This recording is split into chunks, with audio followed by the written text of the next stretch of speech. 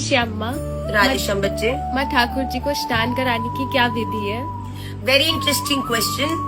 सबसे पहली बात जो बहुत ध्यान रखने की और बहुत लोग इसमें मिस्टेक करते हैं वो ये है कि ठाकुर जी को कभी भी गंगा जल से स्नान नहीं कराना है।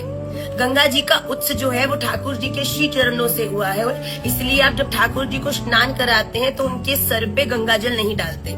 आप यमुना जल से, राधा कुंड के जल से या फिर आप पवित्र जल से जिसमें तुलसी जी आप डालने के बाद धेनु, मत्स्य और शेष मुद्रा आप उनको दिखाएं। उसके बाद सबसे पहले ठाकुर जी के चरणों में पानी डाला जाता है, जल डाला जाता है और कहा जाता है पाद्योपाद्यम समर्पयामि। उसके बाद उनके हाथों पर जल डाला जाता है, कहा जाता है हस्त्यो अर्घ्यम समर्पयामि। फिर उसके बाद उनके मुख पर जल डाला जाता है, कहा जाता है मुखे आचमनीयम समर्पयामि। और फिर आखिरी में उनके सर पर जल डाला जाता है और कहा जाता है सर्वांगे स्नानियम जलम समर्पयामि।